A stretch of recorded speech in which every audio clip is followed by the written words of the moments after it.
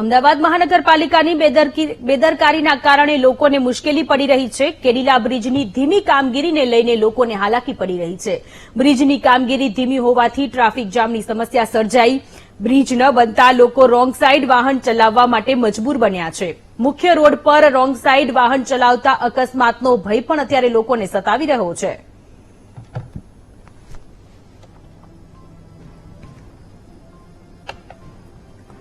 તો અમદાવાદમાં મહાનગરપાલિકાની ઘોર બેદરકારી જોવા મળી રહી છે અને આ બેદરકારીને કારણે લોકો મુશ્કેલીમાં મુકાયા છે। કેડીલા બ્રિજની કામગીરી છેલ્લા ઘણા સમયથી ચાલી રહી છે।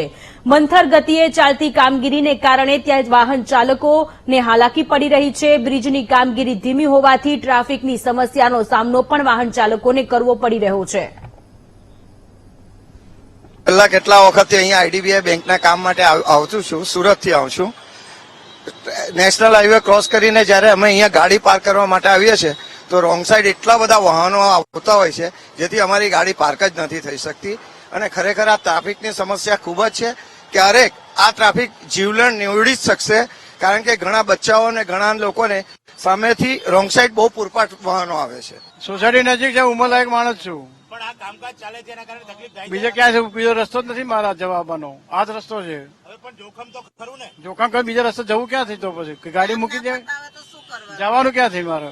આ કામકાજ ચાલી રહ્યું છે અહીંયા, તો એ બાબતે મને એવું લાગે છે કે અહીંયા કામકાજ તો ઘણું સારું ચાલી રહ્યું છે, પણ તમારે અહીંયા વાહનો જે રીતે આવી રહી છે, ટ્રાફિક વધી રહ્યો છે, એ પ્રમાણે ટ્રાફિકનું બી તમારે અહીંયા બરાબર ધ્યાન રાખવું જોઈએ। બાકી કામ તો સરસ ચાલી રહ્યું છે।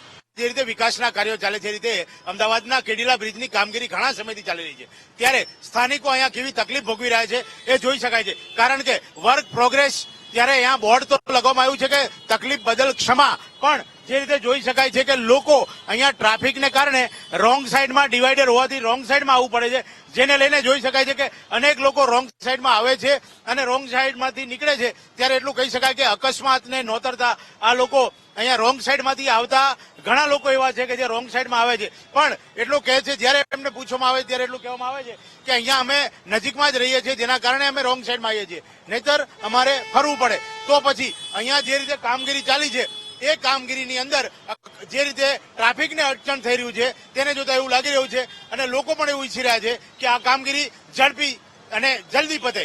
કેમેરામેન નરેશ સોલંકી સાથે સંજય દવે, વીટીવી ન્યૂઝ, અમદાવાદ।